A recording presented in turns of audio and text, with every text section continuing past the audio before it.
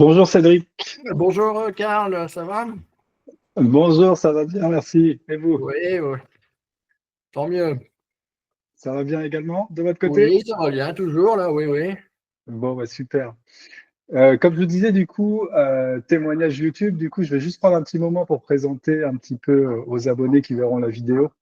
Et puis Oui. après, vous pourrez prendre la parole et puis on va discuter un petit peu de votre parcours. Donc, le but de ce témoignage pour les abonnés qui écoutent, c'est simplement présenter un petit peu des histoires de succès.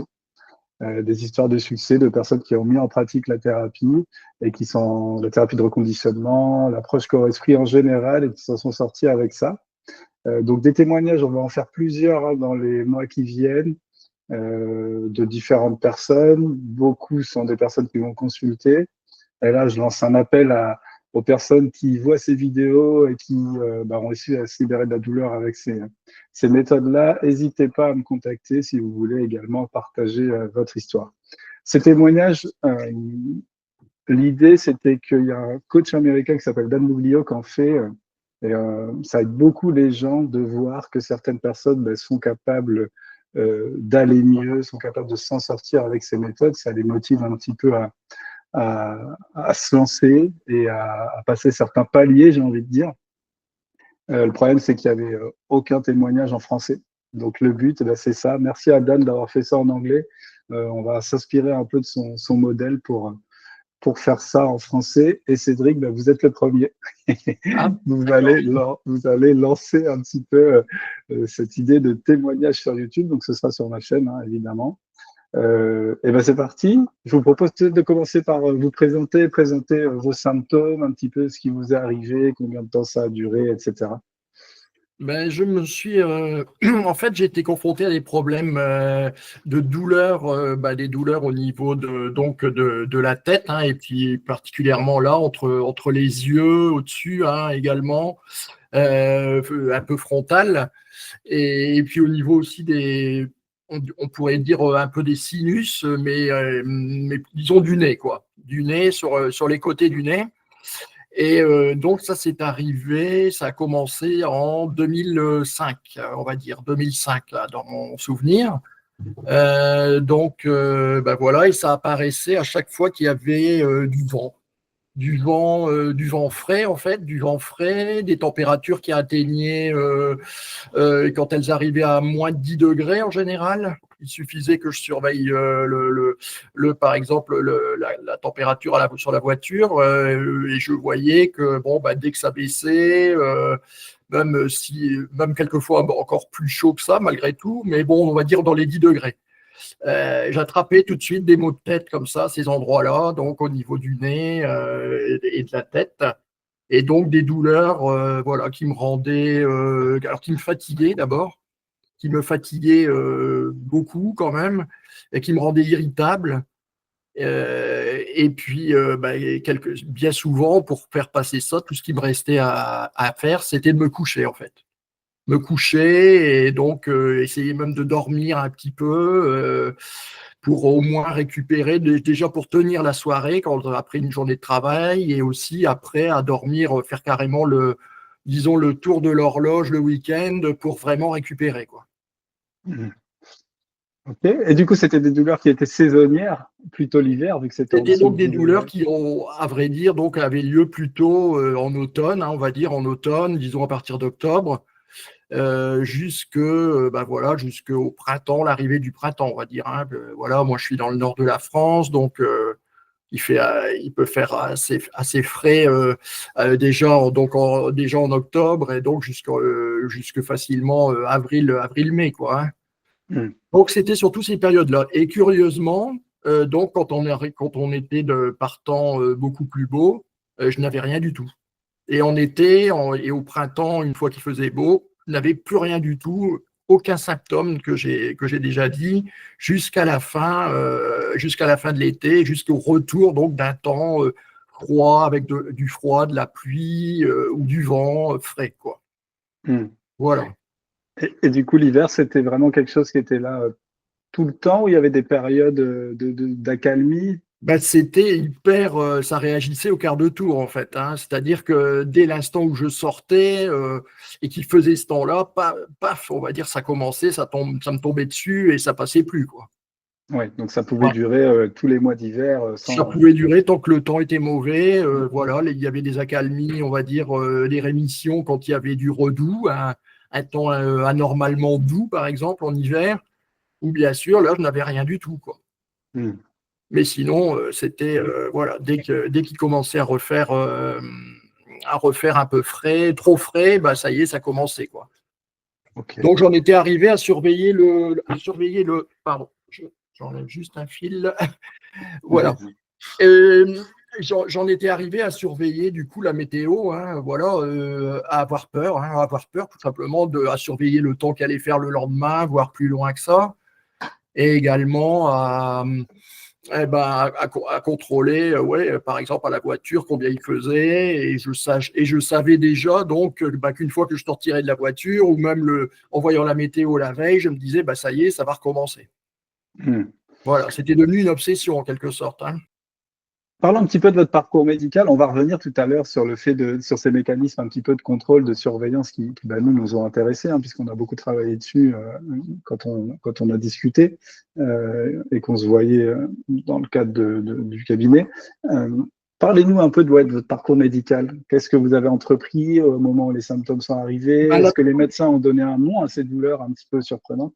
non, jamais, jamais vraiment on a su me donner un nom. La première chose que j'ai faite, c'est d'aller passer un scanner. J'ai passé un scanner et là, ils m'ont dit qu'il n'y avait aucun problème au niveau des sinus. Ils n'ont rien trouvé non plus, sinon quelques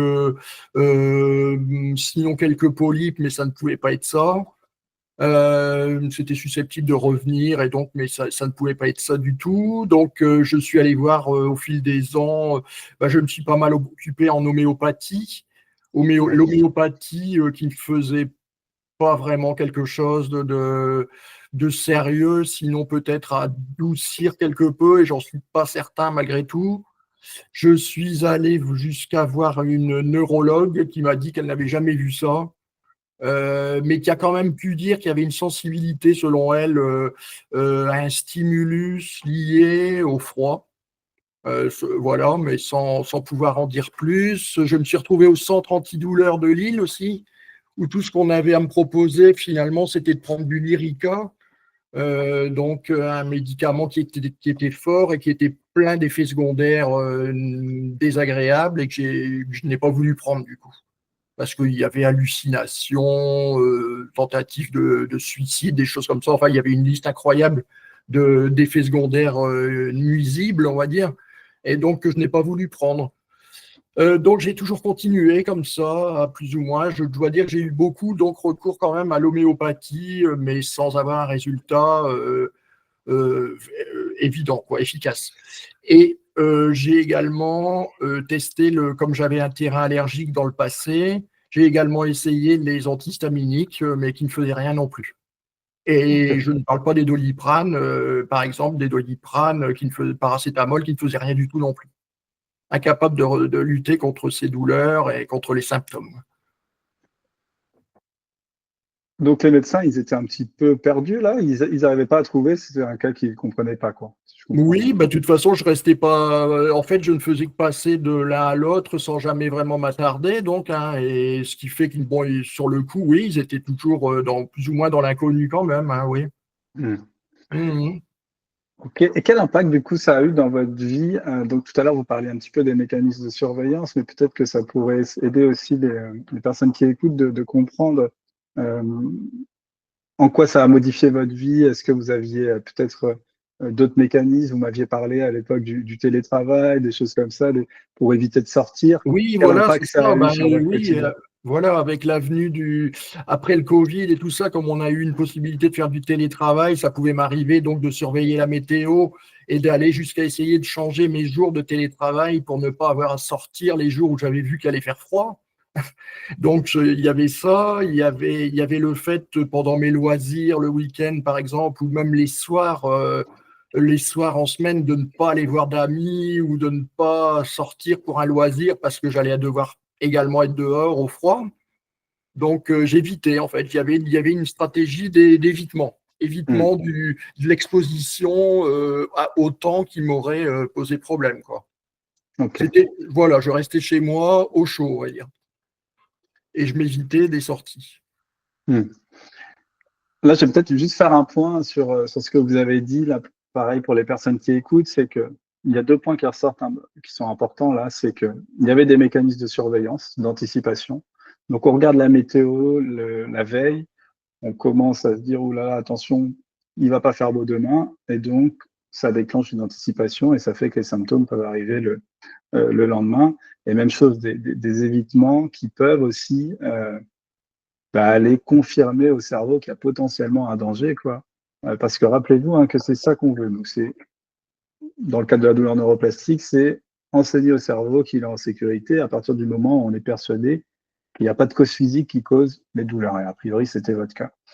Et du coup, être capable de réapprendre au cerveau qu'il est en sécurité. Donc, casser les évitements, casser tous les mécanismes de surveillance, mais on va y revenir tout à l'heure. Mais là, on peut déjà identifier ces deux points-là et je voulais juste en discuter. Et tout ça jusqu'à l'obsession, bien sûr, de plus en plus fort au fil du temps, de manière obsessionnelle, à surveiller le temps, la météo et à redouter ce qui allait arriver, quoi, en fait. Ouais. Oui, donc vous regardiez la météo plusieurs fois par jour.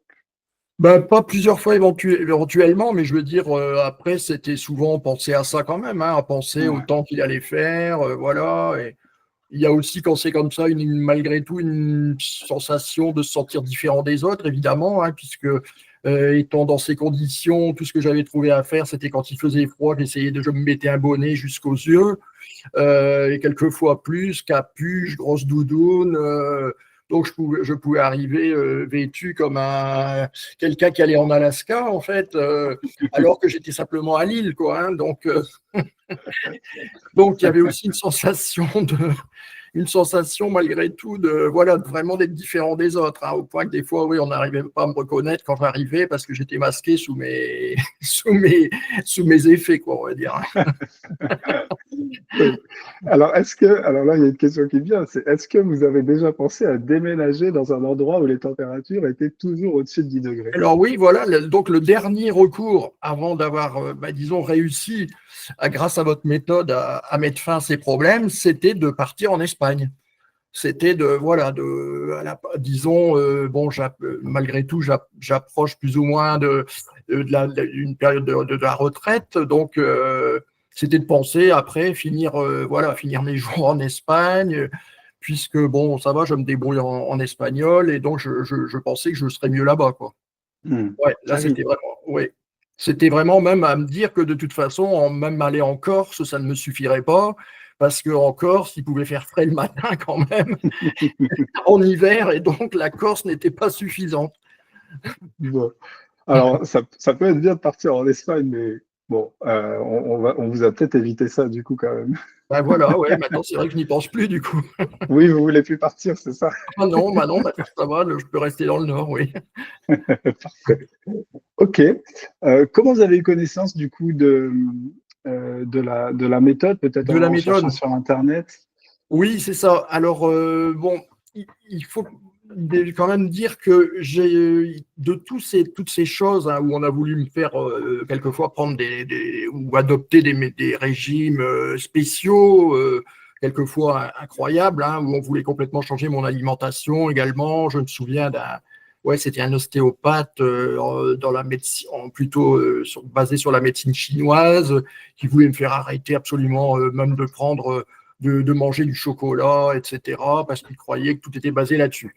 Mais malgré tout, ce que j'avais pu retenir de ce qu'il m'avait dit, c'était que ça ne pouvait pas être arrivé sans un traumatisme, ce problème. Donc, ça ne pouvait pas arriver sans un traumatisme. Donc, ça m'avait fait réfléchir, et comme j'avais bien le souvenir de la période où ça avait commencé, je m'étais dit, j'avais fait le rapprochement et m'étais aperçu que ça correspondait à un moment où j'étais stressé au travail, puisque j'avais passé un concours et une chef de service ne voulait pas me titulariser et a refusé ma titularisation jusqu'au bout.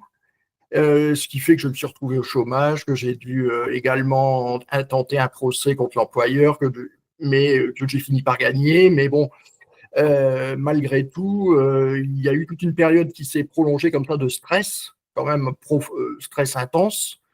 Et je me souviens que ça avait commencé à cette période-là, la période où elle refusait déjà, cette chef, de me titulariser. Donc, j'étais d'accord avec l'idée qu'il y avait un traumatisme et je me suis mis à chercher sur Internet différentes choses en rapport avec ça. Je me suis dirigé vers votre site, voilà, qui était indiqué et que je suis entré en contact avec vous. Ok. Alors, parlons un petit peu de cette découverte-là, de la thérapie, de ce qu'on a mis en pratique ensemble. Bah, là, l'idée, c'est vraiment de me dire et de dire aux abonnés comment vous avez pratiqué. Qu'est-ce qui a changé, la compréhension des mécanismes, la peur, le rôle de la peur, qu'est-ce que vous avez changé dans vos habitudes pour mettre en pratique cette thérapie et puis bah, aller mieux du coup.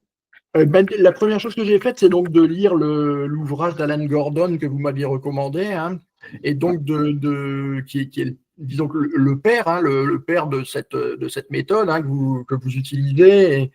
Et donc, j'ai bien lu tout ça, donc, puisque son livre a été traduit en français. Et donc, je me suis bien imprégné de tout ce qui était dit.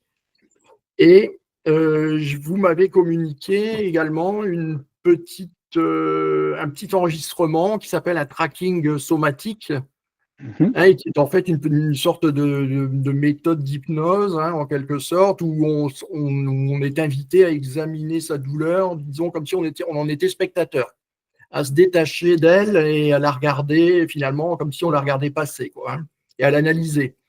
Donc, c'est quelque chose qui dure 10 minutes, que j'ai donc fait 2 fois. Vous m'aviez dit d'attendre le résultat que ça produisait au bout de 4 ou 5 fois. Et ce qui est arrivé, c'est qu'au bout de 2 fois déjà, bah, je ne vous contactais jamais parce que finalement, les symptômes avaient déjà disparu au bout des 2 fois. Hein, c'est-à-dire que 2 fois, j'ai utilisé cette méthode d'hypnose que vous m'aviez soumise là, de 10 minutes. Et j'ai analysé ma douleur, j'ai dit à quoi elle correspondait, sa nature, etc. Comme si j'en étais spectateur. Et après, ben, curieusement, au bout de ces 2 fois, j'ai commencé à sortir normalement, partir au travail par temps froid et tout ça. Et je n'avais déjà plus les symptômes. Parlons un petit peu aussi de l'état d'esprit que vous avez mis en pratique. Donc, on va revenir hein, sur le repérage somatique et l'utilisation que vous en avez fait, mais je pense qu'un point crucial, et ce que vous m'aviez dit, c'est que cette lecture, elle vous a permis de comprendre le mécanisme, ça c'est un premier point, de Ouais. sortir de la peur, et du coup, quand vous sortiez, vous approchiez les choses un peu différemment, il y avait Oui, moins voilà, c'est ça. d'anticipation, vous aviez un autre état d'esprit. Est-ce que vous pouvez Oui, parler de ça voilà. également? Oui, j'avais du coup, après avoir lu ses conseils, etc., quand je sortais, cette fois, par temps froid, disons,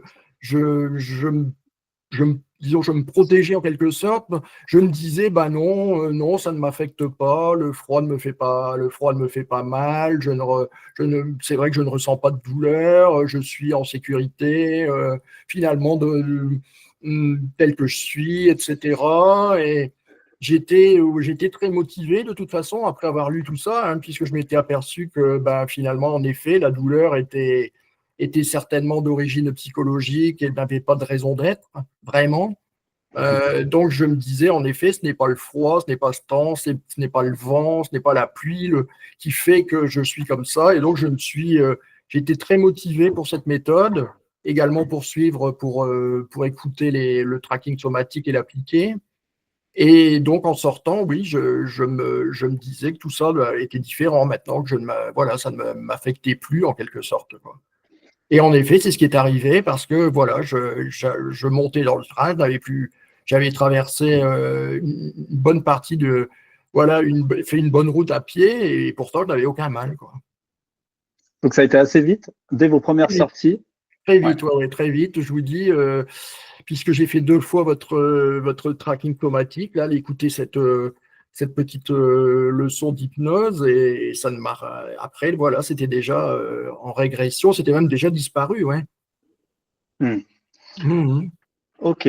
Donc là, Je vais juste faire un petit point qui pourra peut-être aider les gens, mais vous voyez, Cédric, il fait partie de ces gens qui ont la chance de s'être libérés de leurs symptômes très, très rapidement. Et quand je dis chance, c'est pas que de la chance, évidemment, c'est que vous avez mis en pratique, comme vous avez dit, vous étiez motivé et Ouais, ça très a, et motivé. ça, et ça a percuté. Et en fait, ce qu'il faut souvent, c'est un déclic. On veut que le cerveau ait un déclic et ce que je dis tout le temps, c'est ce qui est le plus important dans la thérapie qu'on met en place, c'est pas les exercices, c'est pas les repérages somatiques, c'est pas tout ça, c'est la compréhension des mécanismes et l'intention. Une fois qu'on a compris que notre douleur, elle n'avait pas de raison d'être là, puisqu'a priori qu'il n'y a pas de problème physique qui la cause, ben ça nous permet de réapprocher un petit peu la vie différemment. On se soustrait un petit peu à la peur, on en a moins, on se dit qu'on va pouvoir y aller, et cette compréhension des mécanismes, elle crée un déclic qui fait que ben voilà, le cerveau peut couper les symptômes. Et c'est pour ça qu'il y a beaucoup de gens qui se libèrent de la douleur neuroplastique sans jamais avoir à faire de repérage somatique ou en faisant que quelques-uns. Vous voyez, là, dans ce que vous me dites, je pense que le repérage, il vous a peut-être aidé, mais ça, à mon avis, ça a été quelque chose de, de moins important que la compréhension des Oui, oui. mécanismes et le fait de se dire, bon, bah, j'ai pas de raison, vous m'avez dit ça, vous avez dit ça tout à l'heure, j'ai pas vraiment de raison d'avoir cette douleur-là, donc je peux y aller, quoi.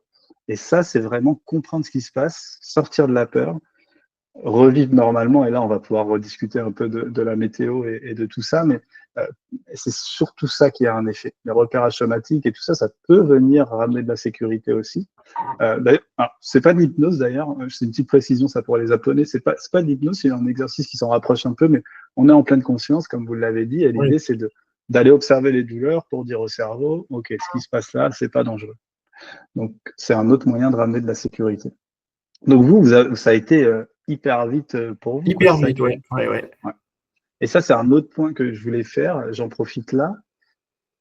Il faut que vous soyez ouverts tous à la possibilité que ça aille vite. Ça, c'est un point important. Quand on commence, il suffit d'être ouvert. C'est-à-dire que vous êtes venu me voir. Les médecins, ça faisait 19 ans qu'ils ne savaient pas ce que vous aviez. Moi, je ne vous ai pas dit tout de suite.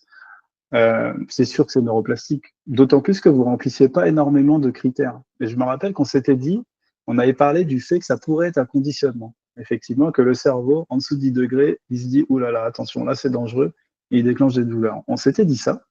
Et, euh, et sur ça, on s'était dit, bah, on s'ouvre et on essaye.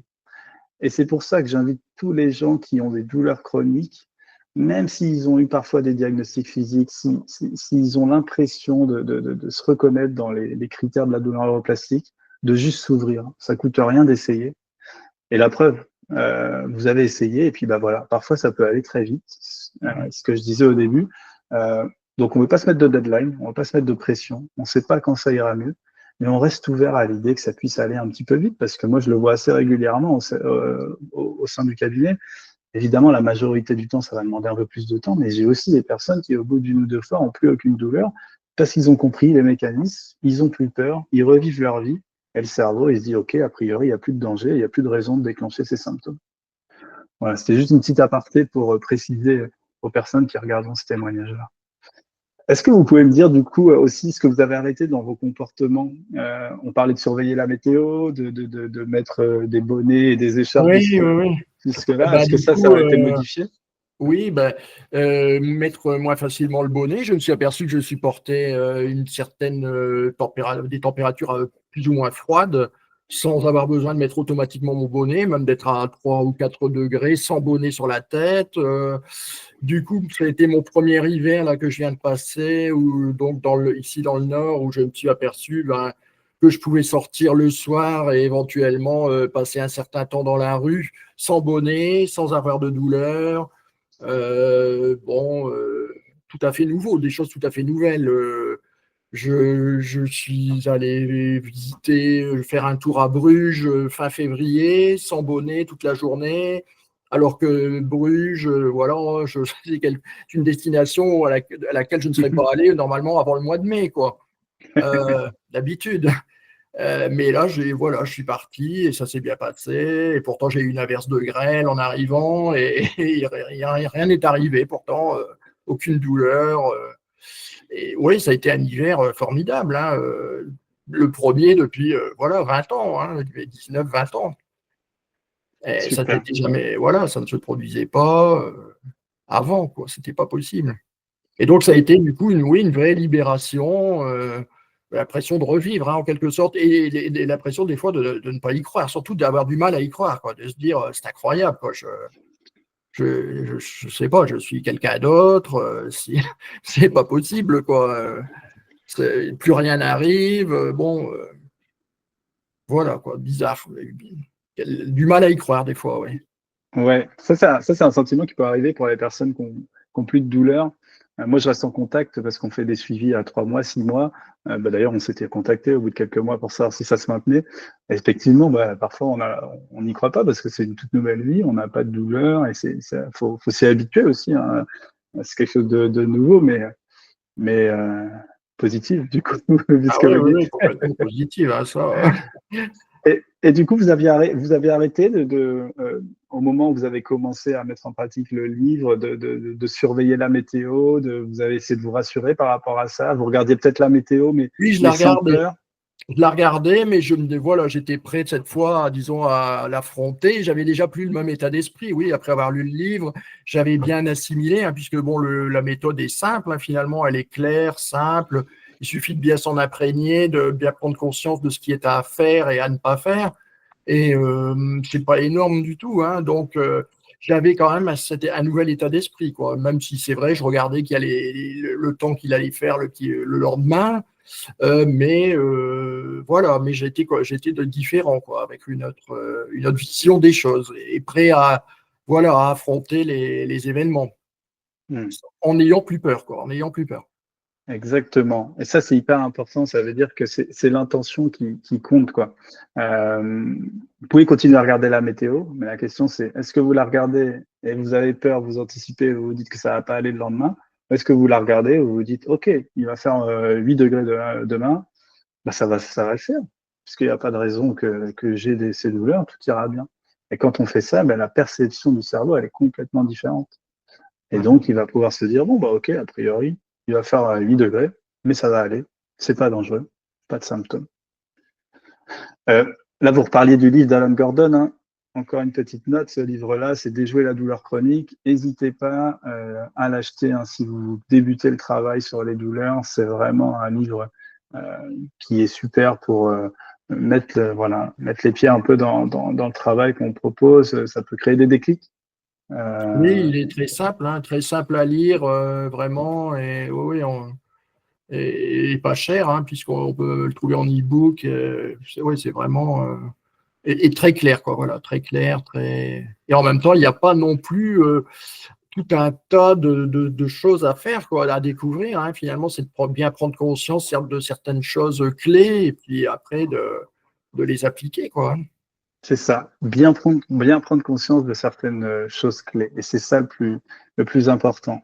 Et c'est pour ça qu'il y a des gens pour qui ça prend plus de temps, c'est qu'ils font des exercices, des choses, des repérages somatiques, mais au fond, il y a encore des croyances liées à la possibilité que leur douleur soit d'origine au moins en partie mécanisme. Ou alors il y a des petits conditionnements qui restent. Et c'est pour ça que parfois le travail prend un peu plus de temps.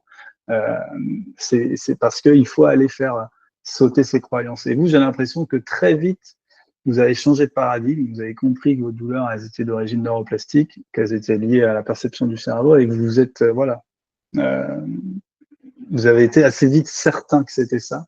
Vous avez pu très vite passer là sans trop de doute. Il n'y a pas trop de doute qui a été resté pour vous. Oui, je ne dis pas qu'il n'y a pas eu quand même au début et pendant encore un moment une peur qui voulait ressurgir, hein, voilà, quand j'étais vraiment dehors, par temps froid comme ça, la peur, on sentait ne demandait qu'à ressurgir, hein, mais j'arrivais à l'endiguer, voilà, parce que je sentais qu'il n'y avait déjà pas les douleurs qui étaient tout de suite là, qui n'étaient déjà pas là, et donc en me disant, en ayant ces nouvelles façons de penser, ça ne m'affecte pas, ça ne me touche pas, je suis bien comme ça, etc.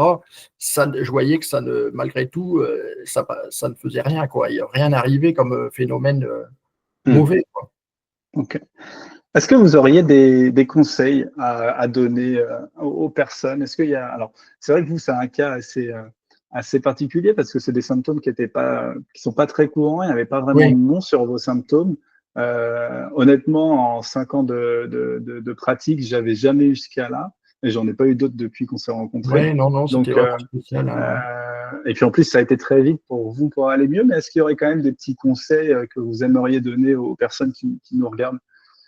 Ben, moi, je dirais le conseil principal, c'est déjà de oui, bien prendre compte, bien lire, c'est bien comprendre donc ce qui est à faire et ce qu'il ne faut plus faire aussi. Ça, c'est très important. Je dirais, c'est facile à assimiler et il faut vraiment s'en imprégner. Et je dirais également être très motivé, y croire, quoi, y croire dès le début. Je pense que c'est ça, il faut y croire, puisque c'est psychologique. Quand c'est comme ça, ben, il faut partir gagnant et se dire cette fois, ça va être je tiens le bon bout, cette fois, ça va être la bonne méthode. Et on va en finir avec ça, on va éradiquer ça définitivement et ce sera nouveau, quoi, différent. La motivation, ouais, beaucoup la motivation. Hein. La compréhension d'abord et après la motivation, les Et deux ça, ensemble. Ouais. ouais, ça c'est super important ce que vous dites là. C'est je suis capable, je peux le faire. Une des limites qu'on a, c'est un truc qui revient très souvent quand on est dans ce travail-là, c'est qu'on a des pensées du type je vais pas y arriver ou ça va pas marcher sur moi. Et il y a des gens qui voient des témoignages, qui peuvent voir des vidéos du type de celle qu'on est en train de faire, mais non, c'est normal, lui ça a fonctionné, mais moi ça fonctionnera pas. Et en fait, il faut se connecter à cette idée de je suis en sécurité, il n'y a pas de problème, il n'y a pas de raison que mes symptômes soient là. Première étape, ok, mais surtout aller plus loin en se disant je suis capable, je peux le faire, je vais y arriver, ça va fonctionner.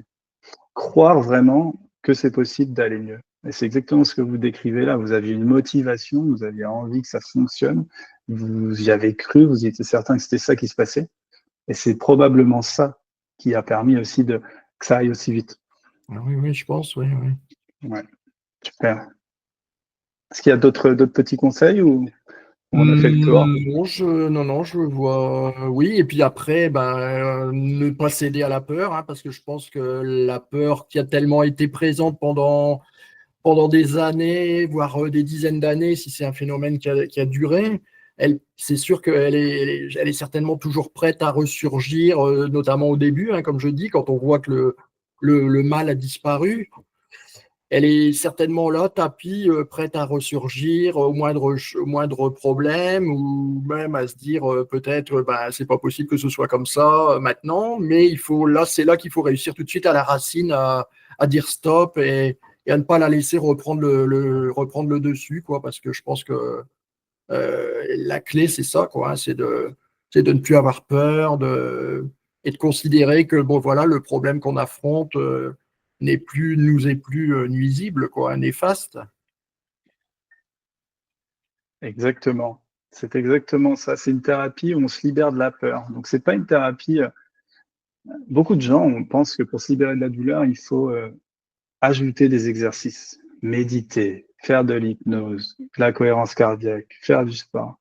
En fait, la douleur neuroplastique, la thérapie qui va fonctionner, c'est pas une thérapie d'addition, c'est une thérapie de soustraction. On va essayer de diminuer, se libérer de la peur. Et c'est en ça qu'il n'y a pas tellement besoin d'exercice. Et ça, c'est un truc que je répète dans mes vidéos, j'ai écrit, sur lequel j'insiste dans mon bouquin. C'est vraiment une question d'état d'esprit. On n'a plus peur, on y va, on comprend bien ce qui se passe, on transmet ça au cerveau. On s'envoie des messages de sécurité pour rappeler ça au cerveau si besoin.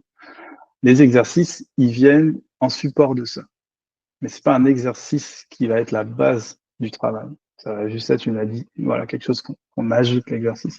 Mais la base, justement, c'est que c'est pas de faire plein d'exercices qui va faire qu'on aura plus mal. C'est plutôt de diminuer ces exercices et juste de diminuer, supprimer la peur. C'est ça la clé. Et ça, vous l'avez bien expliqué, quoi. On l'a bien vu, vous, dans votre comportement, quoi, avec cette façon dont vous approchiez les choses avant, où il y avait beaucoup de peur, la météo, les évitements, voilà, beaucoup d'anticipation, et vous avez complètement switché, et puis bah, ça a permis d'aller mieux. Donc c'est super, je suis ravi. Oui, et puis vous m'aviez dit malgré tout, et c'est là que j'ai fait une dernière leçon pour avoir avec vous, pour avoir les clés également, parce que s'il y avait un jour un grand stress également qui revenait, qui surgissait, ça pourrait revenir, vous m'aviez dit, hein, ce mal pourrait revenir. Et en même temps, vous m'avez fourni les clés dans une dernière leçon en me disant finalement qu'il suffirait de réappliquer le même système, tout simple. Et puis finalement, que ce qu'on avait fait une fois, on pourrait le refaire. On pourrait le refaire et une nouvelle fois éradiquer le mal et le problème. Ouais. Là, juste pour préciser, l'idée, c'est de se dire, une fois qu'on n'a plus les douleurs comme vous, il n'y a aucune raison que ça revienne. Il n'y a aucune raison que ça revienne. Elles sont parties, normalement, elles ne reviendront pas. Mais c'est plutôt, si jamais elles reviennent, eh bien, vous saurez ce qu'il faut faire. Donc, quelque part, c'est ce que j'essaie de dire à toutes les personnes qui viennent me voir, c'est que on n'anticipe pas que ça revienne, parce que normalement, ça ne revient pas. Quand on est débarrassé, c'est derrière, tout ira bien. Si jamais ça revient, il ne faut pas s'inquiéter parce qu'on va être protégé par toutes les connaissances qu'on a acquises. Par exemple, vous avez acquis des connaissances sur la douleur neuroplastique, vous savez exactement ce qu'il faut faire. Donc, vous ne pourrez jamais retomber dans un mécanisme chronique. Si jamais un jour, il y a un grand stress dans votre vie et qu'effectivement, il y a des petits symptômes qui repointent le bout de leur nez, vous allez réagir comme il faut et en quelques heures ou quelques jours maximum, ils vont être partis. Et ça, c'est simplement être humain. On peut tous être stressés parfois, on peut tous avoir des petites douleurs. Ça, c'est pas grave. Mais l'idée, c'est de voir. On se dit que c'est fini. Si jamais ça revient, on est protégé par tout ce qu'on a fait. Et c'est ça qui est important. Il n'y a pas de raison d'avoir peur que ça recommence, puisque tout ce que vous avez acquis permettra, même inconsciemment, que ça ne recommence pas. Donc, à mon avis, l'hiver prochain, ça n'arrivera pas. Oui, il n'y aura pas de symptômes. Mais s'il y en a, vous saurez quoi faire. Mais il n'y en aura pas, à mon avis. Vu ce que vous me décrivez là, plutôt serein pour vous. Ouais. Bon, merci beaucoup, Cédric. Je pense qu'on a fait le tour. Alors, c'était le premier témoignage, donc je suis très content. Merci à vous d'avoir partagé toutes ces infos là, très utiles. Hein. Vous savez, il y a des gens qui vont peut-être se reconnaître évidemment dans l'histoire, peut-être dans les symptômes, parce que même si c'est des symptômes qui ne sont pas si courants, on peut se reconnaître. Mais dans tous les cas, quel que soit le symptôme, les infos qu'on donne, les conseils que vous avez donnés, les petites choses que j'ai rajoutées, voilà, ça pourrait être utile aux gens et ça va leur... peut-être qu'ils vont se dire, mais c'est possible. Et vous voyez, le j'y crois que vous me disiez tout à l'heure, c'est possible, ça va fonctionner. Peut-être que ces vidéos, elles vont pouvoir amener les gens à tendre vers ça aussi. Et c'est vraiment l'objet. Il y en aura d'autres dans les mois qui viennent. Donc, un grand merci d'avoir accepté de partager votre expérience avec tout le monde.